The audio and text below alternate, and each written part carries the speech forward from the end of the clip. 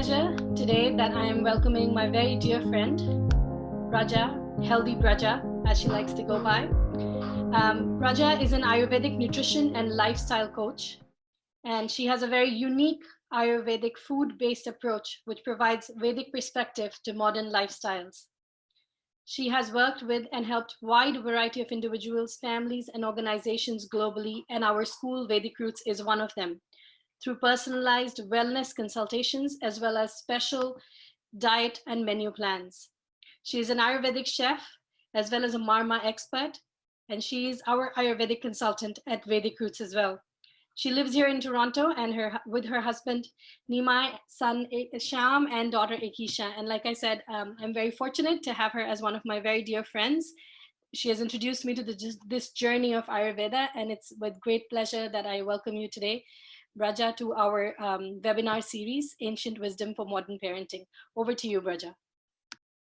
Okay. Thank you, Sonam, for inviting me here to present this important knowledge to all the parents. Thank you all for taking your valuable time out and coming here for this presentation.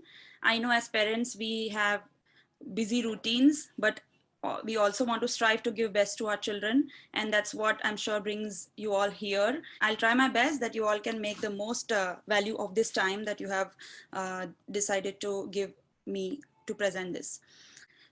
Om Ajnana Timirandasya Jnananjana Shalakaya Chakshurunmilitam Yena Tasmai Shri Gurave Namaha Mukam Karoti Vachalam Pangum Langayate Girim Yat Kripatamaham Vande Shri Guru Dinatarinam Paramananda Madhavam.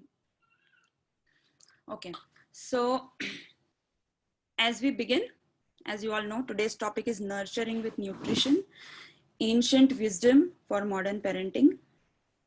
I will walk you all through the agenda for today so that we all know what to expect.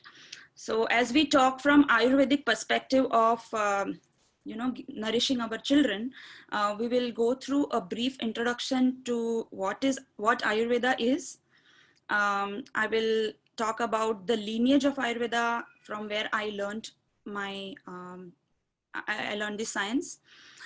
I'll talk a bit about Ayurvantage, which mainly is a term that is coined for Ayurveda advantage. I also like to call it the wow points of Ayurveda, which really make me feel grateful to have learned this science. Next, we will learn some basic principles of Ayurveda. I'm not going to bore you with a theory class of Ayurveda, but just to learn certain principles so that as we go further into the presentation, I can explain better how to nurture with nutrition, which is our topic for today. And of course, the most important topic after that is how does it relate to my kids? Because most of us have heard about Ayurveda, and it is generally known as a medical science. If you have some problem and you take Ayurvedic remedies as along with all other options. So why am I talking about Ayurveda for kids? How does it relate to them at this young age? So we'll find out when we reach this point. Then we finally come to the main part of today's presentation, and I'm going to present 6 different ways with which we can mindfully nurture our children with nutrition, nourish them, and grow them physically. And finally, after learning so much, knowing about those 6 ways, you want to know how to begin, where to begin with. And I know as parents, it can be really overwhelming to make changes to your life. So I'll give you practical 3-part formula, or a formula from where you can begin. So let's dive into the presentation without waiting. Okay, introduction to Ayurveda, or what is Ayurveda? Ayurveda is mainly known as an age-old, time-tested, more than 5,000-year-old science of medicine from India. It is its common definition of Ayurveda. The technical definition of Ayurveda, when we break down the word Ayurveda, it says Ayushya Vedaha Ayurveda. Ayushyo meaning age or life, Veda meaning science, and hence Ayurveda is defined as the science of life. So this was the technical definition of Ayurveda. And the third and the most relatable definition that I like to present when I'm talking to children and adults both is that it is a user manual of life. Just as we go to the market and have certain electrical gadgets, we buy some electrical gadgets for our home, they come with a user manual which tells us which is the preferable voltage to use, the do's and don'ts for the electrical gadget to work well. Also, it comes with some troubleshooting ideas that, if something goes wrong, what things can you check? Similarly, when the creator created this body, the human body, we came with a manual, which is known as Ayurveda, which tells us that how best you can use this body, how best you can take care of this body. What are the do's and don'ts? There are recommendations for good health. There are also disclaimers that certain combinations are not good, certain things are not good, we should not do. And if we end up into trouble or some problem, then there are troubleshooting ideas or troubleshooting protocols, which is the medicinal part of Ayurveda. So this is what Ayurveda covers. Next, I'll talk a bit about the SV Ayurvedic lineage. As you read here, SV stands for Shakha Vanshiya Ayurveda. So as a particular subject, for example, if you want to do a MBA, there are so many universities available throughout the world globally. Although the base content remains the same, but there is some flavor of the local university added to learn MBA, and that's why we see people or students traveling from one part of the world to other part of the world to learn a particular course from a particular university. So in a similar way, Ayurveda is a very broad course, a broad term, and there are many lineages, many lineages that can be traced back to the Vedas and the Puranas, which are the ancient texts of Ayurveda. And I learned Ayurveda from Shakha Vanshiya Ayurveda, which is the authentic lineage mentioned in the Bhavishya Puran. My teacher, Dr. Vaidya Ramakant Mishra, he brought this lineage of Ayurveda into the Western world. And the special feature of this lineage, and why I feel so grateful for learning Ayurveda from him, is he not only brought the ancient wisdom and shared with the Western world, but also made the application very relevant, very simplified, and very approachable for the lifestyle and the people of today. Because there are certain foods which did not exist in the olden times. So not necessarily all the foods or all the herbs or all the problems are mentioned in Ayurveda, in the textbooks of Ayurveda, but definitely all the principles are mentioned, and we need a teacher who can connect the ancient wisdom to the modern life and give us the sutras which can be most relevant and applicable today. I'll give you an example. 15 years ago, there was a huge trend, a huge wave where people were very excited and they were talking about soy products. The soy and its products are just great. They had just discovered its benefits, and it was all over the internet, all over the world, in all the news channels that soy is very healthy. People had started using soy as milk, as food items, as tofu, everything. So at that time, some people approached my teacher saying, why don't you also say some good things about soy? So my teacher went back to the textbooks of Ayurveda, and there was no mention of soy because it was a new product. So there was no mention of this bean, the soybean, in the Charak Samhita, which is the ancient text. But he studied the qualities of this bean, and the principles, and he actually realized that its benefits do not outweigh the side effects that it brings on the table. And so he was one of the very, very few people who refused to accept that soy is very good, you know. And at that time it was like a minority. He was the one who was saying that, you know, soy is not good, and people were thinking, what is he saying? But only time revealed the truth. Now if you actually do some research, you will find a lot of articles on how soy can cause breast cancer, and there are so many, you know, disadvantages. It clogs the channels of the body, etc. So I feel very grateful that I found this teacher who made Ayurveda relevant to the modern world. Next, so as I said, Ayurvantage is a term coined for the advantages of Ayurveda. What are the wow factors or the unique factors which actually make you feel drawn towards following Ayurveda? So I'm going to share a few principles. So first Ayurvantage of Ayurveda is it is eternal. It is eternal knowledge. It has always been existing, and no product recall ever.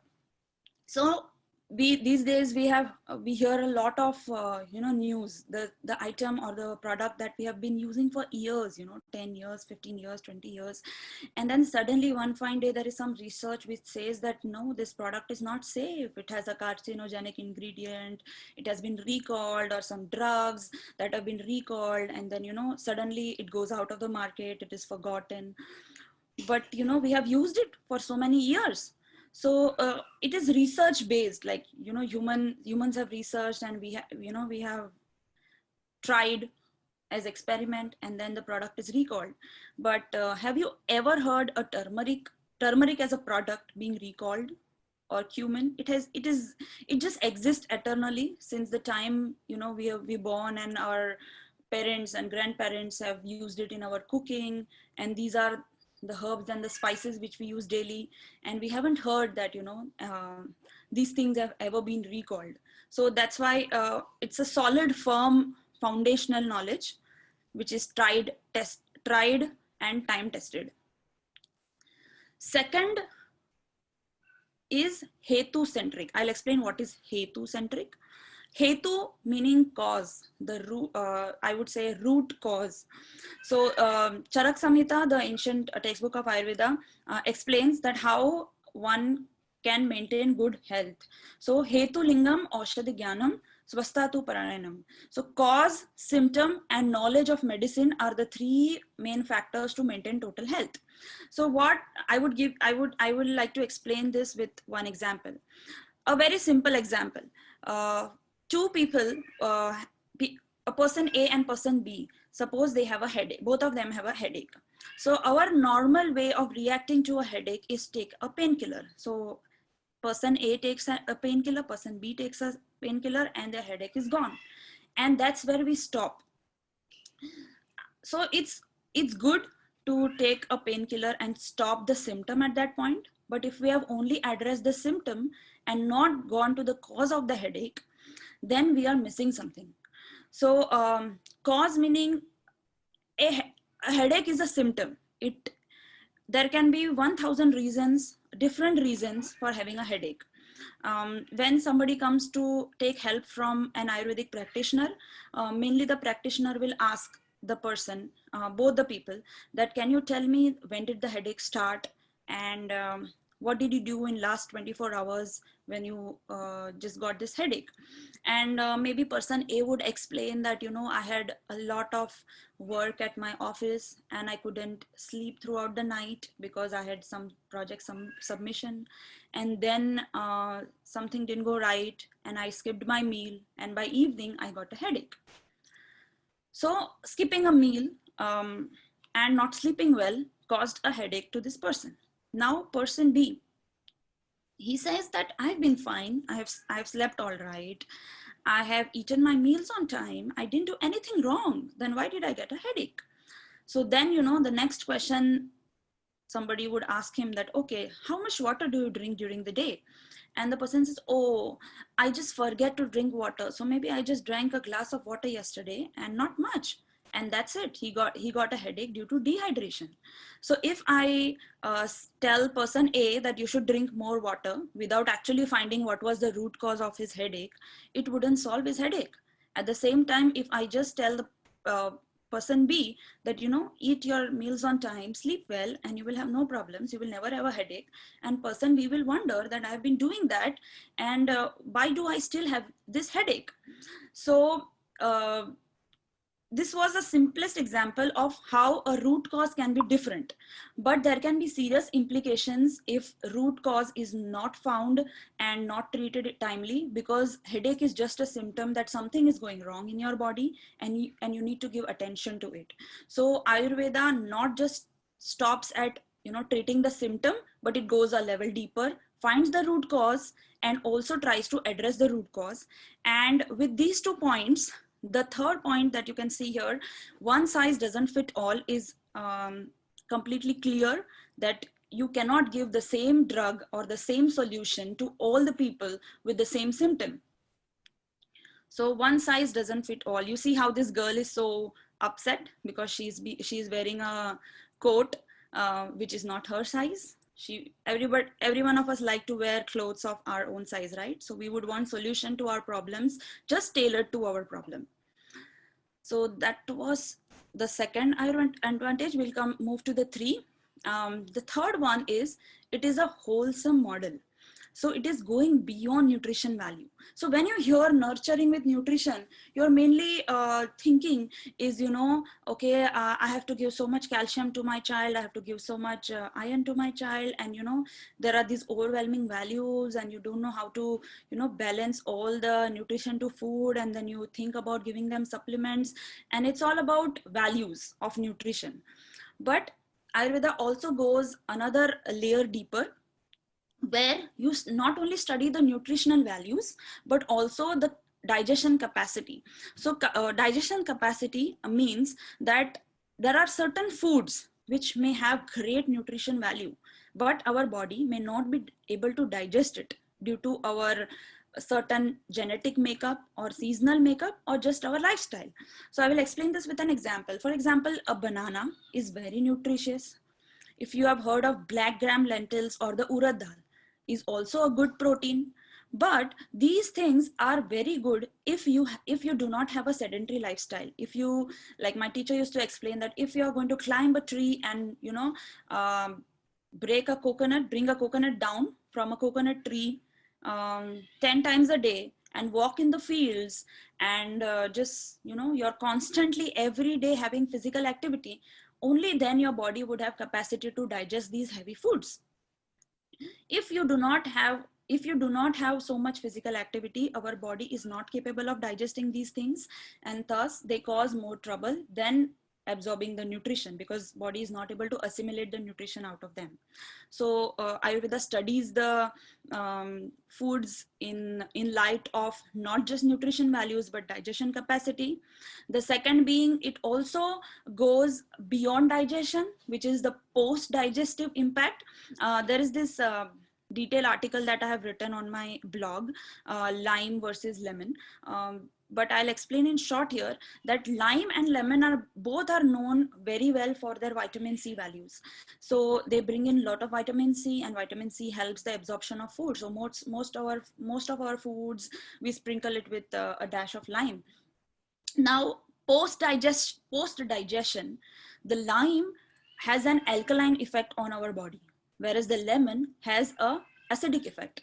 And as we all know, with our lifestyles, with our late nights, with our food habits, most times, most of us are suffering with body being acidic, which is being manifested in different ways, in different joints, pains, acid reflux, etc. So we don't want to add more acid to our body. We want to add things that are alkalizing our body and aiding digestion. So we would select lime over lemon. And third is environmental or seasonal application. So for example, Ayurveda recommends not to eat the same food throughout the year at every place you go. Like in summer, when there is so much heat, we recommend eating cooling foods, which calm down your digestive system because it's more heated up because the environment is heated up. Similarly, in winter seasons, when it is cold outside, you would have experienced that you feel like drinking warm drinks, warm teas. So we balance the environmental factors with the food, and thus giving a wholesome model to our life. So this was the third Ayurvantage. Next, we move on to principles of Ayurveda. I'll talk about 3 simple principles of Ayurveda, so that moving further, as I said, I would be able to explain the nurturing part much better. So the first principle or the first concept that I would like to explain is the concept of prana. So prana is also known as the life force. Now, deha prana samyoge ayu. Ayu meaning life, or in simple terms, you can call it shelf life. So what is our shelf life? Okay, when our shelf life is until the deha, which is body, and prana, which is the life air, they both stay together. Some yoga is conjunction. Until the body and the life air are together, we have shelf life. Otherwise, we are hitting the expiry date. So now, how do you acquire prana or enhance the prana that you have in this body? The sources are through environment. By breathing fresh air, you get prana. By food, making right food choices, the foods which have more prana, and water. So you enhance your life force or life energy through these sources. Prana is mainly the vibrational energy as we move next, and it mainly consists of 3 components, which are the lunar energy, the solar energy, and the etheric energy, which are technically termed as Soma, Agni, and Marut. Now, that might sound a little technical, and I'll break down into simple concept, which we all know and which we have all heard, that the 5 elements of nature are earth, water, fire, air, and ether. So the lunar energy breaks down into giving us earth and water. The solar energy gives us fire, and the marut or the etheric energy gives us air and space. So air and space are the components of etheric energy. Now, next is when these 5 elements interact with each other, they form certain energies. So earth and water, when they interact together, they form the kapha component or the kapha energy. Water and fire, when they come together, they form the pitta energy or the pitta component. And air and space, when they come together, form the vata component. Now, when it comes to Ayurveda, these are the 3 terms which you have always heard: vata, pitta, kapha, and life revolves around vata, pitta, kapha in Ayurveda, right? So this is how you can actually break down that what makes kapha, what is the makeup, the genetic makeup of kapha, of pitta, and vata. So can I say that the qualities of vata are the qualities of air and space? Like, just think for a minute. Like, we are not together in a room, so we cannot interact very effectively, but just try to visualize what are the qualities that come to your mind when you think of air and space for a minute, and then I will explain them. Next, you can think about what are the qualities of fire and water, and simultaneously think about what are the qualities of earth and water.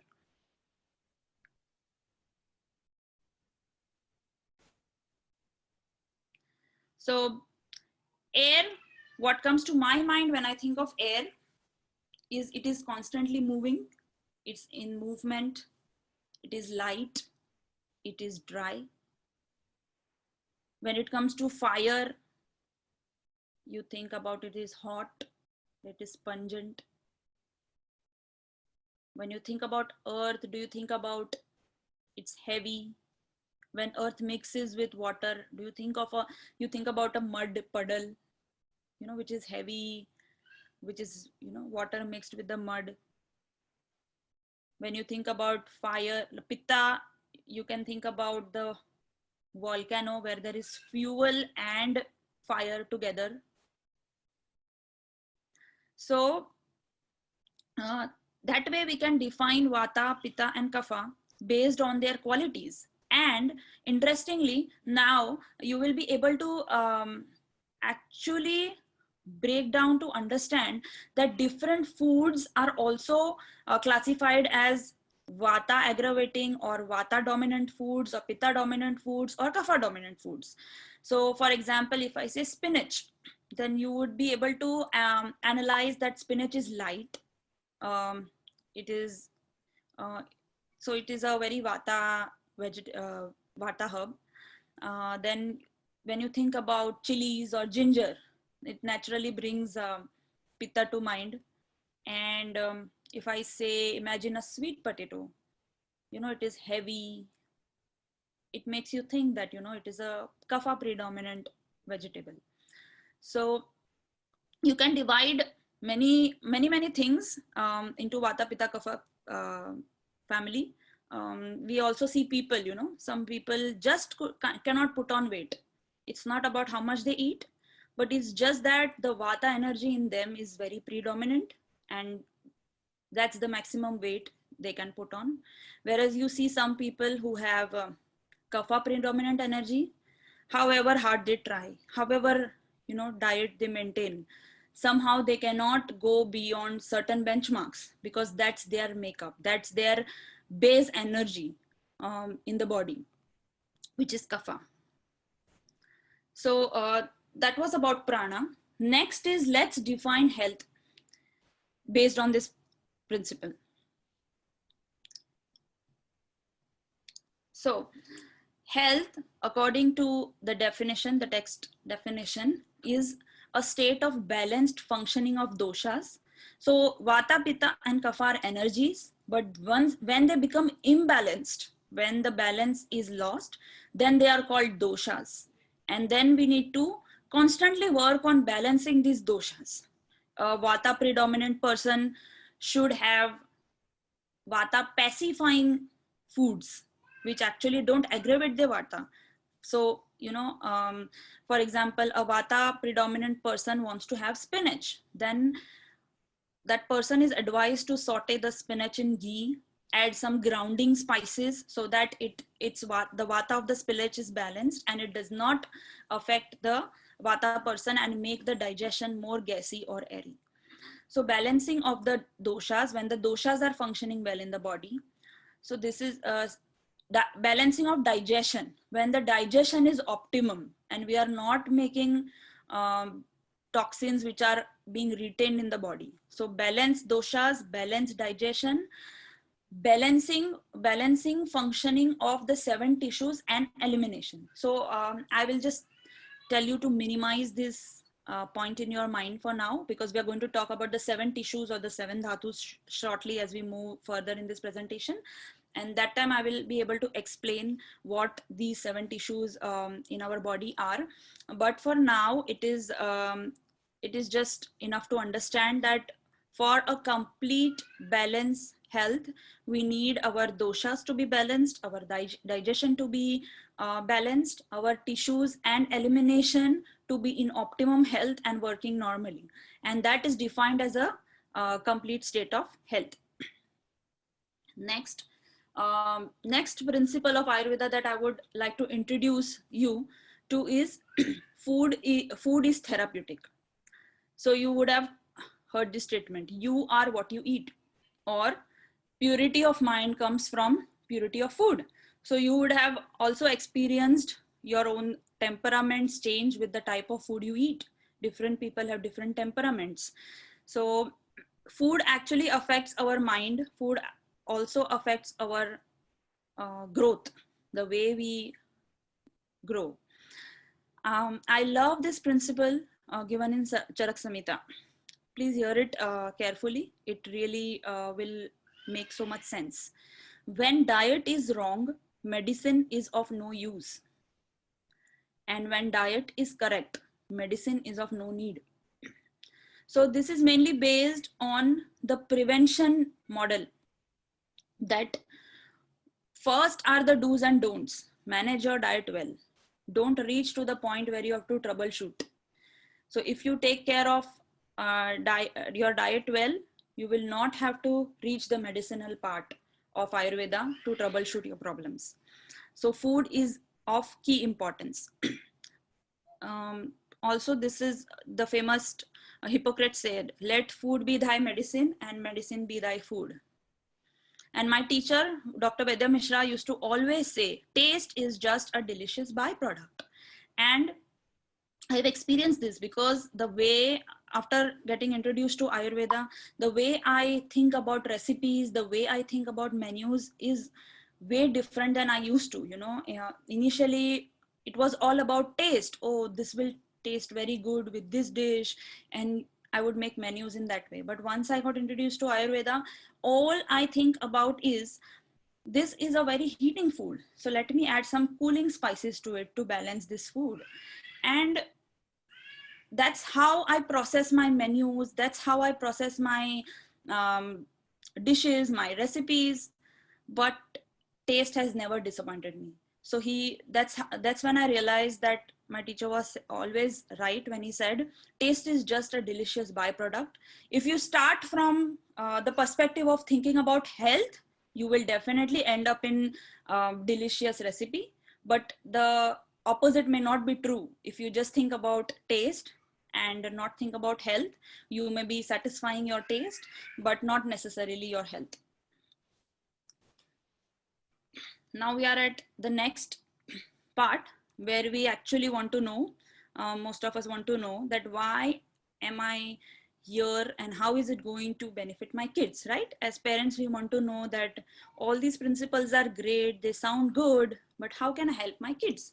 So kids, as they grow, we all know that whatever we give them in their childhood, that is the foundation of their growth. So there is a Panchakosh theory explained in the Taittiriya Upanishad, which is also an ancient Vedic text. So in this text, the soul has been described covered by 5 sheets or 5 koshas, and the development of children is explained on basis of the development of these 5 sheets.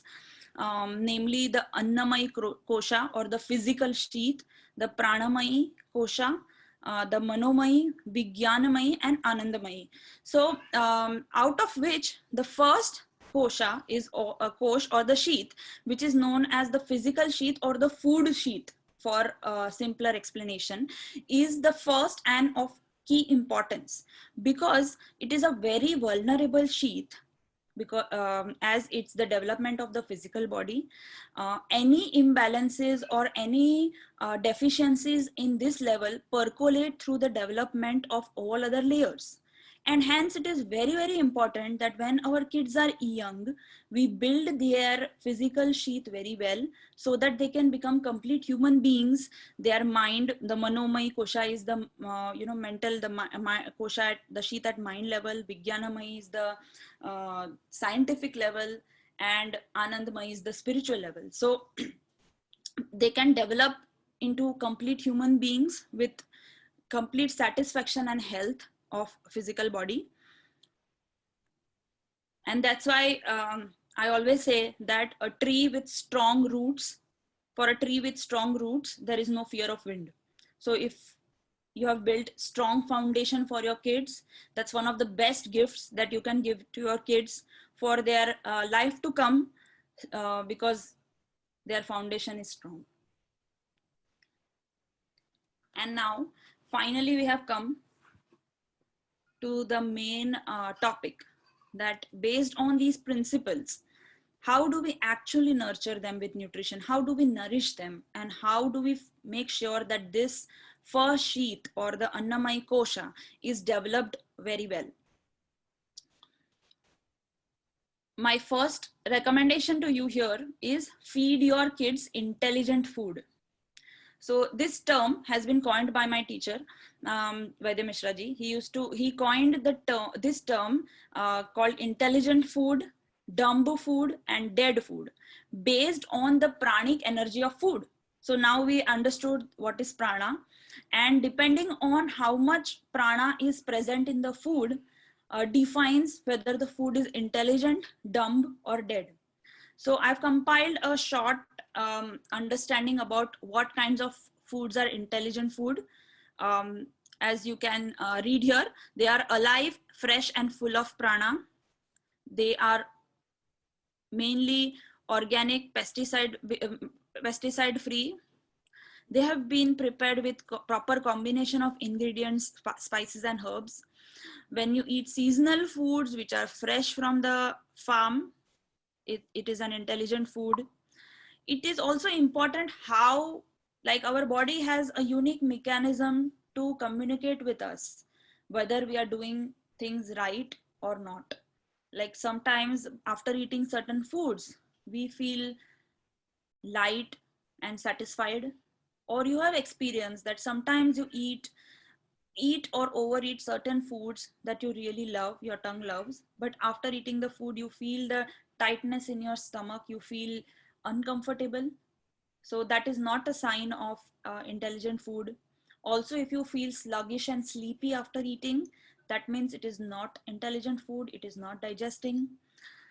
Ideally, the food consumed within 4 hours of cooking is intelligent food. Next, we talk about dumb food. It's the frozen food. So when you freeze the food, it loses some part of prana. Hence, frozen food comes under the category of dumb food. It has reduced prana. It is not completely devoid of prana, but it has much reduced prana. The leftovers, I know it is hard one because as parents we are always juggling different balls and we have very little time to cope up with things, so many things that are going on, and so we end up using or trying to plan a few days in advance for feeding our kids. But believe me, it's not the right thing to do, especially for the developing body of the kids. They need to be fed as fresh food as possible. So I would say at least do not feed them the food from previous day. Like you can cook in the morning and feed them the same food in the evening or for dinner, but don't let a night pass because it acquires all the energy which is not good for the growth of your kids, and there is significant reduction in prana. Also, how do you feel after eating that food? You feel discomforted, you feel it is heavy, you feel the tightness in the stomach. Food also cooked in negative environment, meaning unclean environment or with negative emotions or with stress, also comes under the category of dumb food. Now we come to the next category, which is dead food. Dead means completely devoid of prana, and which is a totally no. And how do you realize that this is dead food? You feel very tired after consumption of food. So think this way, that food gives us energy. Now, if by eating food, if you feel tired, then there is something wrong, right? So we have to understand that that is not the right food for us. Deep fried and junk food fall under this category. Processed and microwaved food come under this category. Canned items which have preservatives, which are really like some canned foods have like years of shelf life and they have heavy preservatives, their prana is totally destroyed. There are certain foods which are mutually contradictory, as mentioned in the Ayurvedic text. For example, eating fruits with milk or eating fruits with yogurt, they are not the right combinations to have together. So they also fall under the category of dead food. Also, when you eat dead food, it remains undigested. Some of it the body can eliminate, but when the body cannot eliminate this hard to digest food, it stays in our body as toxins. That's why you would have heard that lot of Ayurvedic text, or you would have heard your friends talking that I'm undergoing a detox. So when you eat the food which has not digested completely, which has remained undigested in the body, then if it remains in the body for longer time, it ferments, it forms another level of toxin, and that's a seed to many diseases. The disease is as severe as many layers it percolates in the body. So it's best avoid these kind of foods which contribute to toxins in your body. Okay, so next we go about worry about calories or learn about how it digests in the body.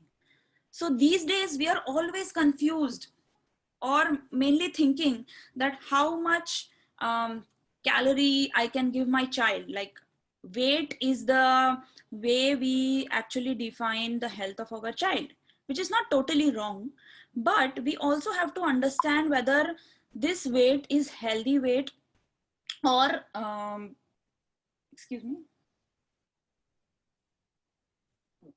yeah, whether this weight is healthy or unhealthy. It just stays as toxins in the body, as we just learned, or it is actually a healthy weight which is, you know, giving a lot of energy to my kid. I'll share a personal story here where when my son was young, he was growing very well up to certain months of his age, like up to 5-6 months of his age, and he was in his 90th percentile of weight, we would have heard, and it was all going well.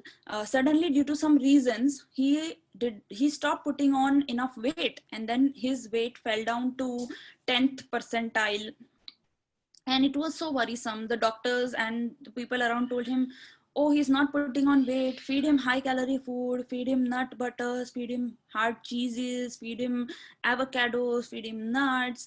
And as a parent, you are always wishing well for your child, you want to do the best for your child.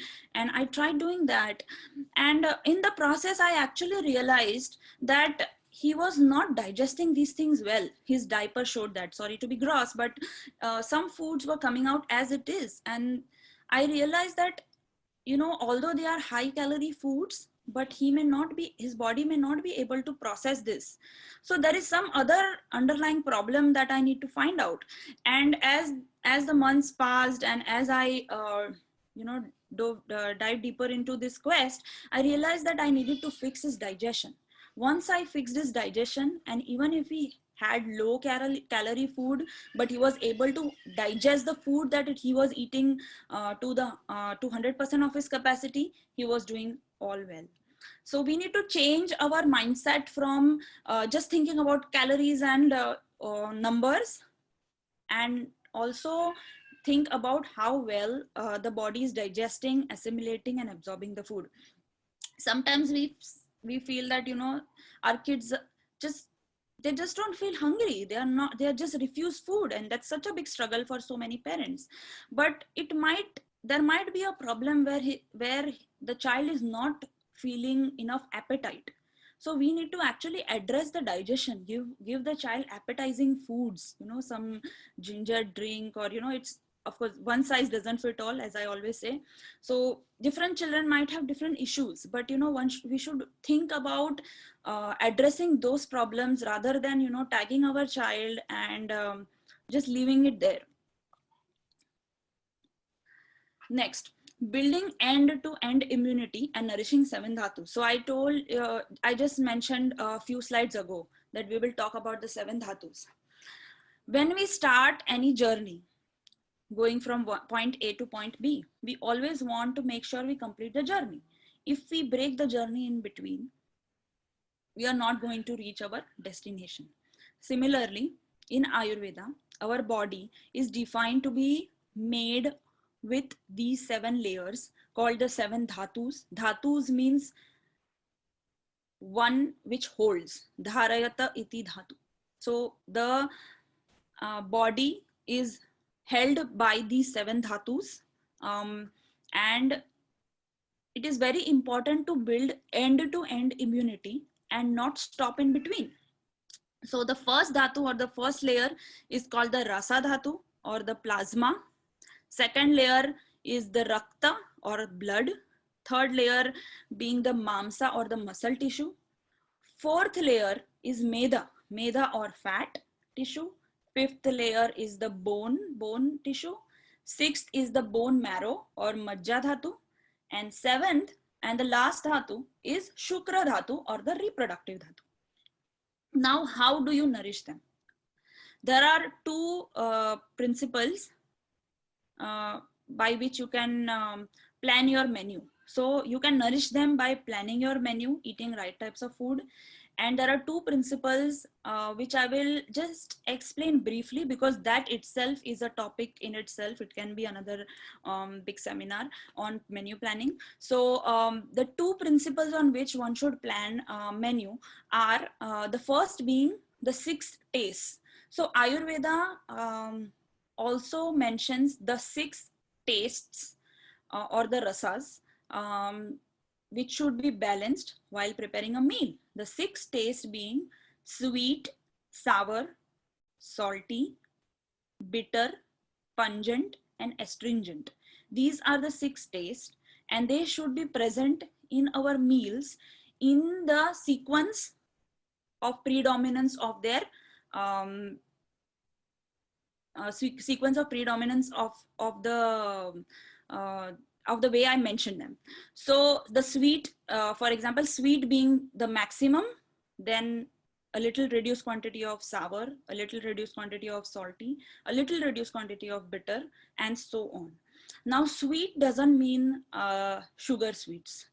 For the grains also fall under the category of sweets.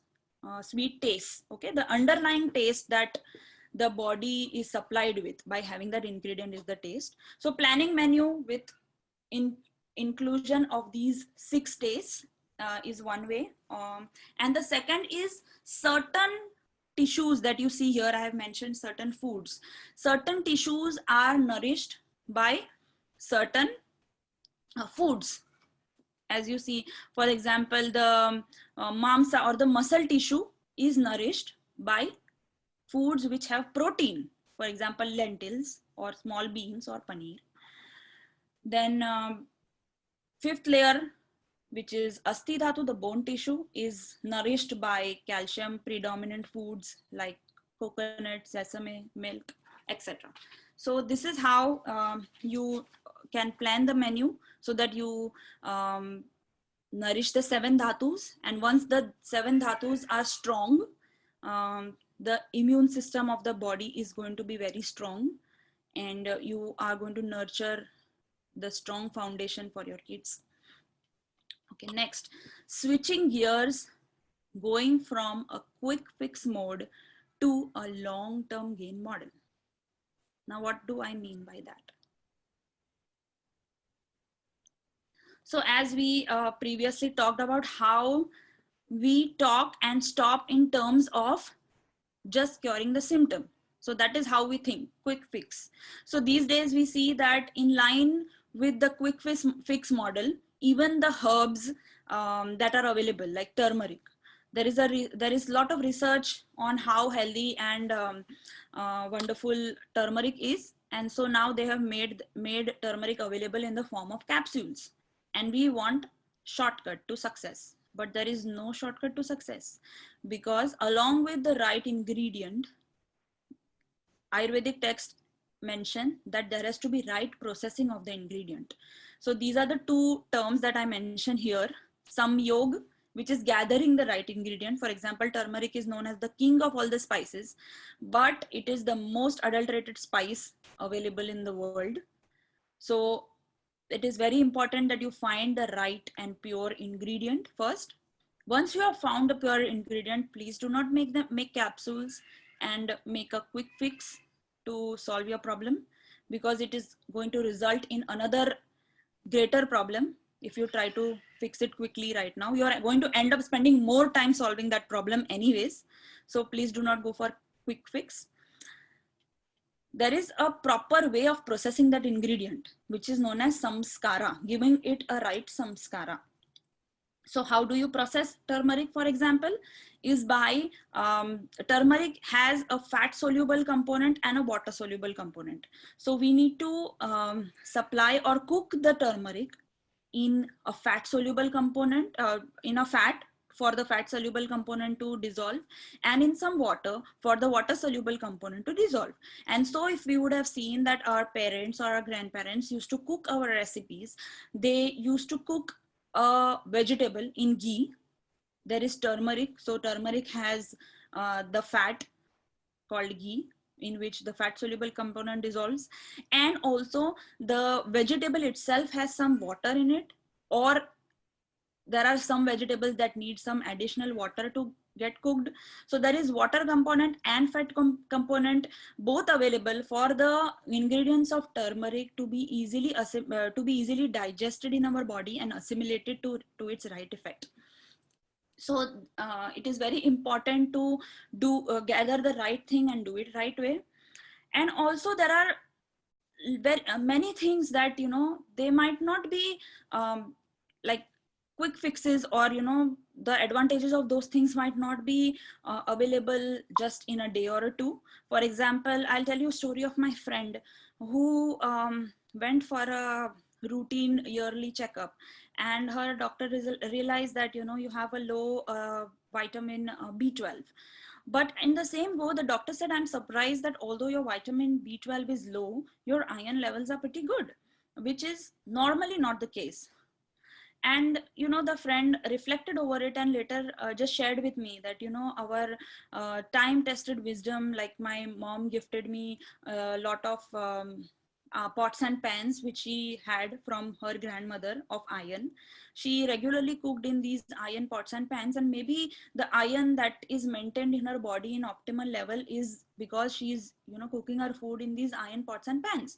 So if you get if you have low iron, it is not that if you use the iron pan to cook sabji today, tomorrow your iron is going to rise. But if you make it part of your lifestyle, it is automatically going to happen. So we have to go from and this is what I call as long term gain. So please modify or modulate your lifestyle in such a way that you have more long term gains than quick fixes.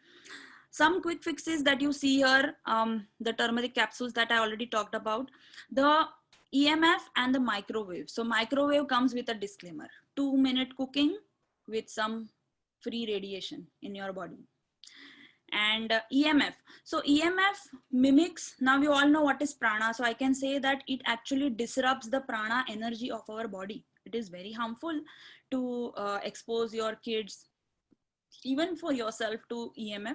One very practical tip that I can give you: I usually set up my router or the modem in a corner of the house where we spend the least time.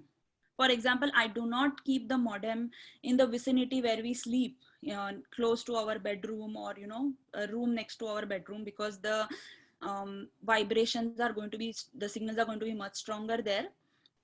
So these are the small practical precautions that you can take for long-term gain. Next, so next is common misconceptions. Something that you all read about in the poster that we sent: milk or go vegan, antibiotics or probiotics, more proteins or more carbs. These are common questions and doubts that parents have, that, you know, what should we give our kids. Now most of these questions, if you followed the presentation so far, got answered quite easily. For example, protein and carbs. So as we talked about the 7 dhatus and the development of 7 dhatus, if you say, I will give my children more protein, the child's development will stop at the mamsa dhatu, or the muscle tissue. You are feeding the muscle tissue, but what about the tissues further? Giving them good fat is equally important. Giving them good you know, calcium rich foods is equally important, and every layer depends on the health of the previous layer. Hence it is very, very important that each and every layer is wholesomely nourished. So we cannot, anything in too much proportion makes it disproportionate. So please do not go to any extreme. Focus on wholesome, holistic meals. stick to our age-old time-tested formulas. Next is milk or go vegan. I picked this question because milk is such an important ingredient in the life of our kids. Milk is irreplaceable actually when you talk about growth in children. As we talked of the seven dhatus, whatever food we eat today, it takes up to 3 to 4 weeks for that food to get assimilated and reach all the 7 layers of our body. But milk is such an ingredient which reaches the 7th layer, passes through all the 7 layers and reaches the 7th layer within 24 hours. It is that nourishing. But it comes with a disclaimer or a recommendation. I can say that it has to be had in the right way and it has to be digested properly. So right milk, to find more processed milk, more harder to digest. Milk is also very vulnerable ingredient. It gets its structural formula changes with every process that it undergoes. So minimally processed milk, then it has to be consumed in the right way, not with fruit and milk. That's not the right combination. Not cold milk, because cold milk becomes heavy to digest. It has to be warm milk. You have to aid the digestion of milk by adding some spices. And if you are not able to digest milk, then first we need to fix your digestion and then slowly get kids or yourself get started on milk. So as a plant-based nutritionist also, I highly recommend people that please do not, get yourself free of dairy. You're going to cause a lot of long-term harm in terms of deriving the benefits of the milk that it provides. It also nourishes, strengthens immunity, and it has numerous benefits on various levels. Next question is antibiotics or probiotics. So antibiotics are great when you have a severe infection and you need to solve it. But what is our way, the Ayurvedic way of looking at any kind of problem or a disease is prevention is better than cure. So if you add probiotics to your diet, they are going to support your gut. Healthy gut meaning healthy digestion, healthy development of the 7 tissues, and thus you have a very strong immunity. So focusing on having healthy probiotic in the body will make your immune system strong to be able to fight any kind of infection. Another benefit of having probiotics is gut. As scientists have also researched now, and it is already mentioned in Ayurvedic text, that gut is called the brain of the brain. Lot of neurotransmitters are produced by the friendly, healthy bacteria in our gut. These probiotics produce these neurotransmitters, and thus there is a good connection between the brain and the gut. And you see that as your children develop, if they have a good quantity of healthy bacteria, they are very sound emotionally, behaviorally. Lot of behavior challenges, lot of aggression come from the less amount of friendly bacteria present in your gut.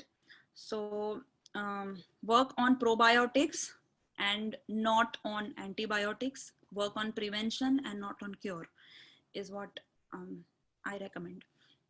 Okay, the 6th and the last one for today in terms of nurturing or nourishing with nutrition: append lifestyle changes, sleep patterns, habits, and predictable routines. Everything has a right time is something that I always told my son, and that has become like a tagline in our house. When I have to tell him, come on, let's sit for dinner, and he would say, I'm not hungry, I'll eat later. But then he comes back to say, Mama, is this the right time? Yes. So everything has a right time.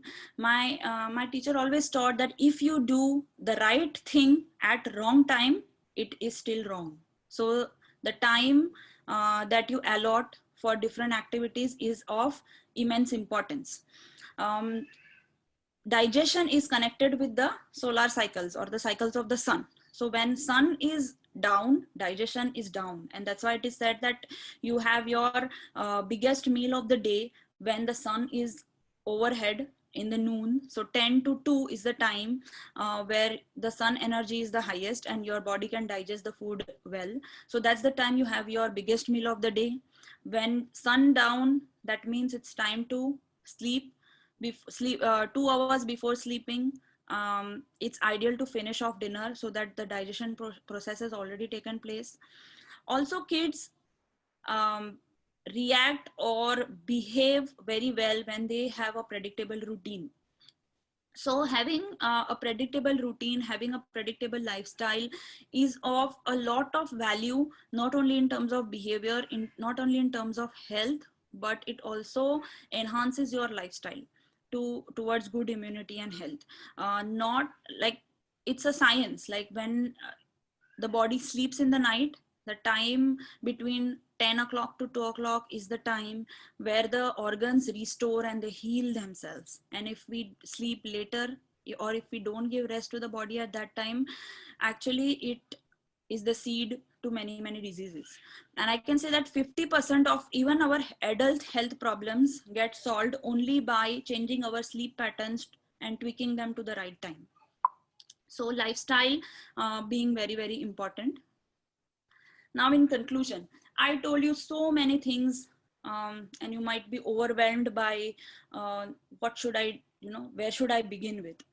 And it is not always easy to feed the kids, to change their mindset, to change their lifestyle, and it can get overwhelming. So I'm going to give you some energy there.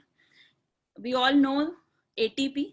When a glucose molecule, we all studied in our biology textbooks that when a glucose molecule gets processed, it forms 38 ATP and gives us energy, which is translated into energy into our body. I'm going to give you a formula for energy, which is the ATP formula, where you can begin by start thinking about it and make slow but steady changes in your life and transform and enhance your parenting.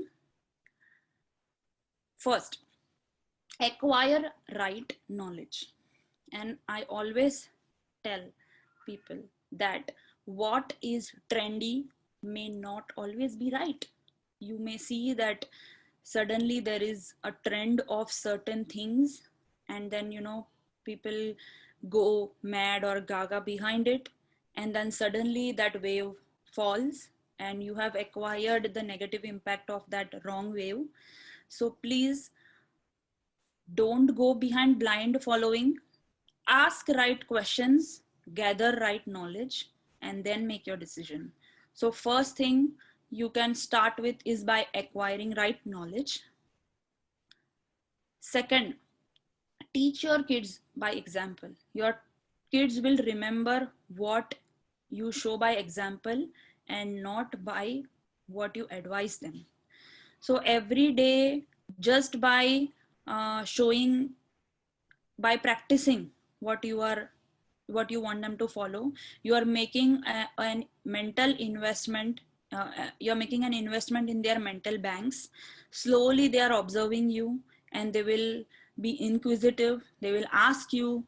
You can also talk to them, because we've been taking in collaboration with Vedic Roots, we have been conducting knowledge-based Ayurveda, knowledge-based classes for our kids in the Vedic Sanskriti camp. And slowly we are trying to teach them to think about food, what they are putting in their mouth, connected with health, what are right ways of sitting, posture of eating, how much to eat. And the results are amazing, because the questions that the kids come up with are brilliant. They really think so much, they start thinking so much, they want to be aware. So once you start talking about them, you give them right knowledge, not in terms of like too much theory, but make them into story and give them right knowledge. They will be very eager to practice.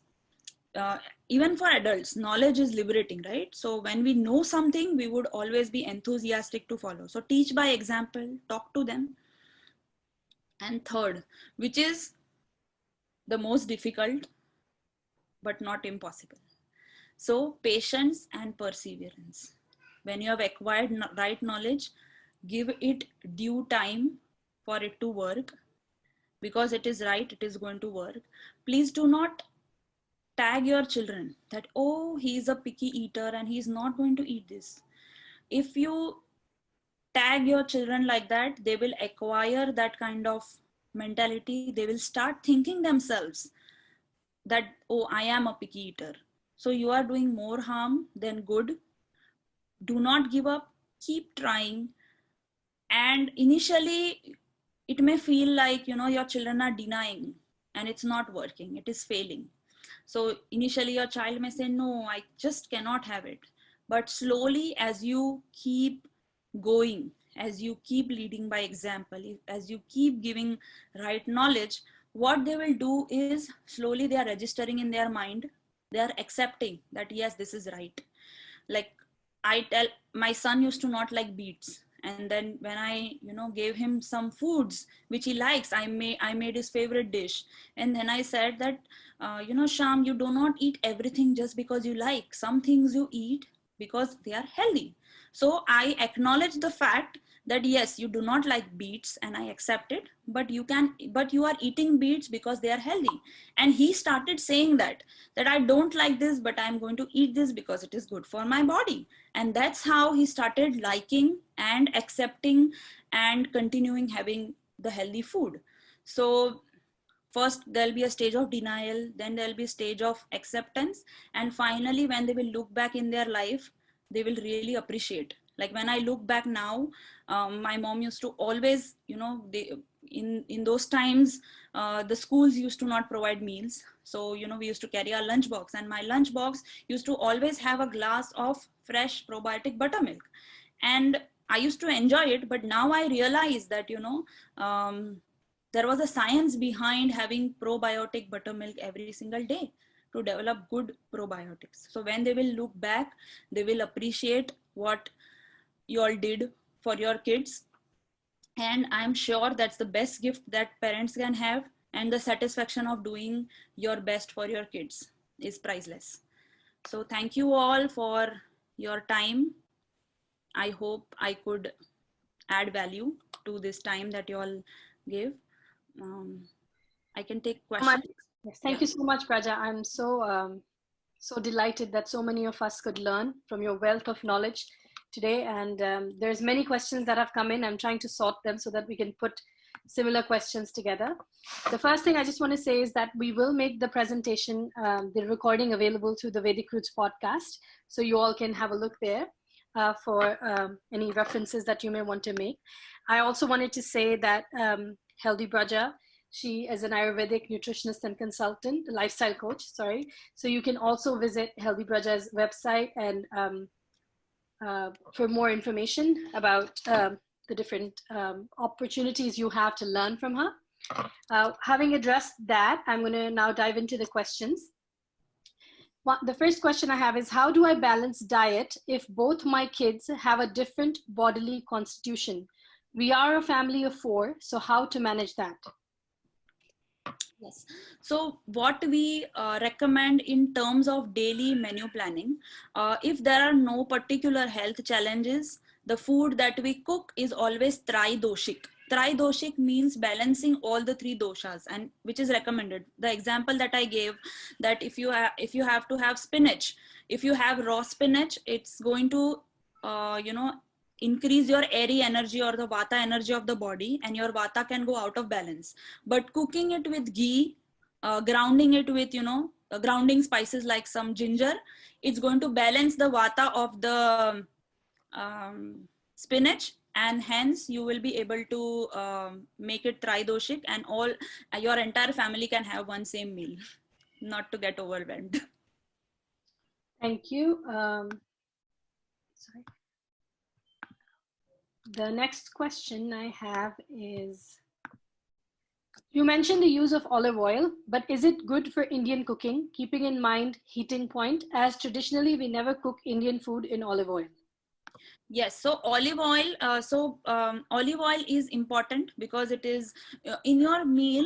You need a plant fat and an animal fat. So animal fat comes through ghee, and olive oil gives the plant fat, but it is true that olive oil should not be used for Indian cooking because it has a very low heating point, and once any oil which starts fuming or releases fumes, that means it has formed free radicals, and it is carcinogenic. So how we use olive oil is not by cooking on the gas, but we can use as a topping on top of your sabji, a spoon on top of your sabji, or in your salad, or in like when you make your atta, like you for your flatbread, you can add a spoon of olive oil while using it as a binder. So you do not cook in olive oil by heating it on high flame. Okay, thank you. And the next question I have is it okay to substitute grains by using semolina or brown rice noodles or pasta 1 or 2 times a week with the pesto? Yeah, that's the question. Yes, so less the process, the best is the ingredient. Nevertheless, if you find things which are less processed, which have minimal ingredients, that's your way to find out that it's okay to have. And so once or twice a week should be totally fine. Okay. Now I have a lot of questions about milk. I'm going to try to read them all in one. Like, we'll go quickly with, I'll read out the question and you can answer, and then we'll move on to the next one. Okay. So the first one is, milk and dairy products have animal fat. Is it okay? What's the right way to consume milk that it is good for health? Yes, so our body does need animal fat, so to say, for growing of our muscles and all the dhatus that we talked about. So milk is good to have, and the right way, as I said, to consume milk is, first is to have select a good quality of milk which is minimally processed. Second is to warm it, never have cold milk. And third is it's best to give it digestive aid by cooking it with spices. So milk has a protein component and a sugar component as a structure. So while boiling milk, you can boil milk with a stick of cinnamon and the whole pod of cardamom. So cinnamon helps digesting the sugars of the milk. The cardamom pod helps digesting the protein of the milk, and that way you can make sure that whatever milk you are having, you digest it 100% to avoid any indigestion. Thank you. Then the question comes with, no mixing of fruit and milk. What is your opinion about strawberry shake, avocado shake, mango shake, and so on? I've heard contradictory views from Ayurveda about that too. No, so mixing them with milk is totally no. Fruit and milk are mutually contraindicated. I wouldn't recommend mixing fruit and milk at all. If you want your kids to have the strawberry shake, you can make your strawberry shake with almond milk. There is a recipe on my website. It is very simple. You can make your own almond milk at home, so that you do not buy the market bought with a list of ingredients in it. Simple, very simple to make at home, and make your shake in almond milk. It tastes equally delicious, and you will avoid the mutually contradictory ingredients. Thank you. There's questions about what type of milk to buy, because these days the cows are put in a lot of distress and there's a lot of chemical processing. Is it still good to have milk, or should we have yogurt? And if milk, what type of milk should we buy? So yes, it is very unfortunate, the world that we are living in, that the cows are being mistreated, and there are a lot of antibiotics and chemicals there, and that's why the first point I mentioned is to get right milk. So if you have a farm which is ahimsa, which is treating their cows happily, they are not using antibiotics for more milk production, that's the first best milk to have. In absence of that, I would still say that you shouldn't stop having milk, because if you are especially staying, like we stay in Canada, and we don't have a very like a farm which is very, very close where we can acquire ahimsa milk on regular basis. But stopping milk, as I explained, that milk is a very vital important for the growth of our kids, I wouldn't advise them, because once you stop that, in later, like, that's a quick fix to stop the milk, to avoid something, but later you will spend more time in curing, and maybe, you might have to take supplements which contain some animal products and you don't know, and you're using them. So I highly discourage deleting milk from your diet. You can always choose between the first best, second best, and third best options that are available to you. Thank you. There's questions about nut milk, oat milk, or nut milk for toddlers. What is your opinion on that?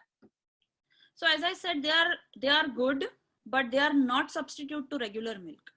So regular milk has to go. And nut milks, mainly nut milks are still okay, but as toddlers, like up to minimum 2 years of age, nuts are heavy to digest. So do not give them nuts directly, like a lot of nuts, but nut milks are okay. Okay, thank you. And someone's talking, there's a question that they're asking about compensating calcium lost by going vegan by taking kale and other calcium rich fruits.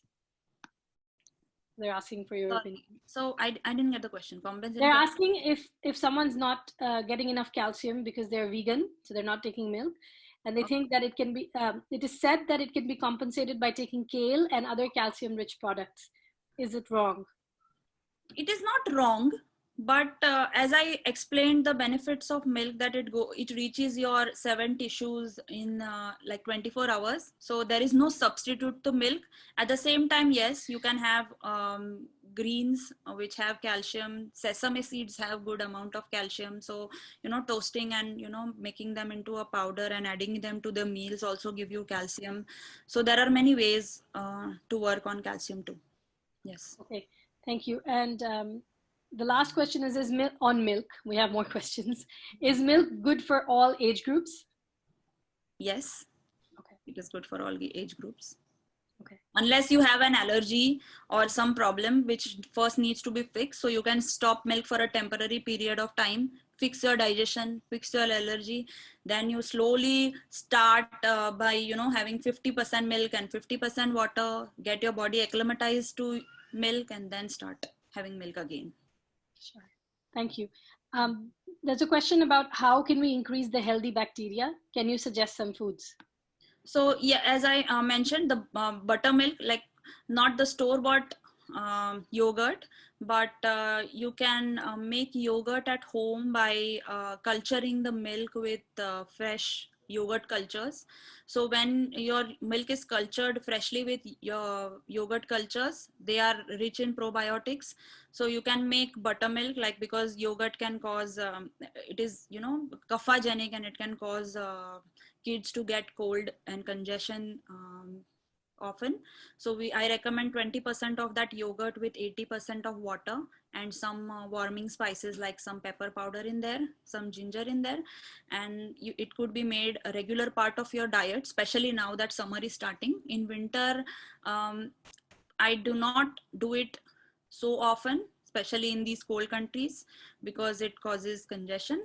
But yes, you can do it in summers as far as food is concerned. There are also some good probiotics available in the market, but unless you have some burning issue, there is no substitute to natural food. The prana doesn't come from artificial foods. Yes. Thank you.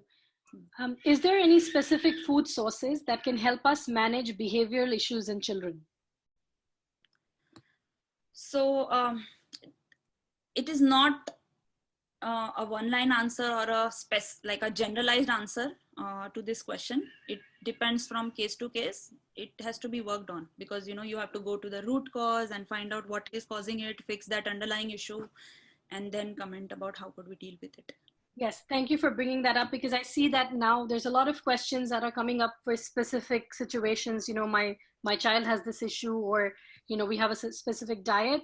And to those audiences, I would recommend that you get in touch with Healthy Braja to see how you can set up a consultation to walk through your specific situation, because as one of the points that were mentioned in the presentation is that it isn't one size that fits all. So it would be hard for us to address specific personal questions on this presentation. Moving on to some other questions. Can you give us some ideas for breakfast for children? Breakfast for children. Okay, so it can be a grain and milk together. So oatmeal is a good breakfast. Granola milk is a good breakfast. So I focus on milk because it is good to have milk in the morning. But if you want to go in for a salty breakfast, you can have, poha or upma. They're good breakfast in the morning. Okay, thank you. Then there's a question that if prana is reduced in frozen foods, then how about prana in fruits and vegetables that are kept in the fridge? So fridge doesn't actually affect the cell wall. If you see the cell wall of the foods in frozen foods, if you see to the core, they are frozen and the cells also freeze and the prana is reduced. While refrigeration, like getting farm fresh foods is the first best option. Get it from your farm every day, cook it. It has immense prana. But according to the situation, keeping it in the refrigerator doesn't reduce prana to a greater extent. So it is totally fine. Okay, thank you. Then there's a question, is it true that cold foods cause cold or flu? Our science says it's due to the virus, but still eating cold foods causes flu. What's the reason behind this? Yes, so that's what we talked about. Ayurveda gives season specific foods, and there is a principle called like increases like. So if you have cold, if you have a glass of cold water and you add more cold water to it, it's going to be cold. But if you add some warm water to a glass of ice cold water, the water is going to become warm. So like increases like. So when in cold season or when you are having a cold, you are adding cold foods or the foods that are aggravating kapha, then it is definitely going to cause cold. So there are ways to balance it out. I have a interesting recipe on my blog, which I call it flu pancakes, which I use when, there is cold, and how these spices and vegetables, which have different tastes that balance cold, help children cope up with the cold. So it's an interesting read. You could read that up on my website. Thank you. I'm going to take two last questions because the questions keep coming, but we have to respect everybody's time. The one question I have is on eating raw spices, especially for children, like ajwain seeds or turmeric powder. Is it okay, or is there a recommendation? No, so as I said, these are the right ingredients, but they have to be processed in the right way. Now, it also depends on how severe is the problem. Turmeric definitely can be used in a different form, like in your sabji, add a little extra in your sabji, or add it in your milk and have turmeric milk. Or if you would want to have, you could have boil it in water, like make a spice water, boil turmeric in water, add a drop of ghee in there, and they could consume that water. So that's the best way to have turmeric. Ajwain, again, you can boil ajwain in water and have ajwain water, to avoid the heating effects of ajwain, because ajwain can be very heating. So occasionally, if they have a stomach ache or something and you give a pinch of ajwain to them for them to eat, that's fine. But it cannot, like doing it on a regular basis can cause imbalance of heat in their body. Thank you. And the last question, again, milk is the winner of the day. What is the best time to consume milk? Mornings only, or before bed is also good? Before bed is also good. Mornings is good. And before bed, actually having milk 30 minutes before going to bed gives you good sleep. And having turmeric milk also helps your joints. So yes, totally. It's a very good formula to have milk even before going to bed. Thank you so much, Braja. I know that there's many questions and you've left us all with more curiosity and more desire to learn, which I think is a great sign of a great presentation. We're very thankful on behalf of Vedic Roots for all your wealth of wisdom and experience as a mother and as an Ayurvedic practitioner and consultant that you shared with us today. I know that many of us will be checking on your website and following you on social media to learn more. And I think I can say on behalf of everybody who's on the call today that we would love to have you back at Vedic Roots online to offer more, perhaps another series, or we can have a training for the parents or something like that. There's a tremendous opportunity that's out there. So once again, thank you so much. For our listeners, thank you for your time. As you know, this seminar has been offered as a part of the Vedic Roots online series. We're offering webinars in holistic development for children. It's our aim to create a revolution in education and to do it in a holistic way. And as Braja said, well begun is half done. So food is one of our big priorities here. Vedic Roots is a licensed preschool and school in Scarborough. We offer education to young children as of now, based on the principles of Panchakosh development. And we'll be organizing more series of seminars soon, so please stay tuned. You can catch the recording on our Vedic Roots podcast, and Braja's website, the Healthy Braja website, is on display right now for those of you who'd like to get in touch with Braja and get some more information. Once again, thank you so much, Braja, for your time and for sharing your experience. And thank you everybody who joined in today. We'll see you next time.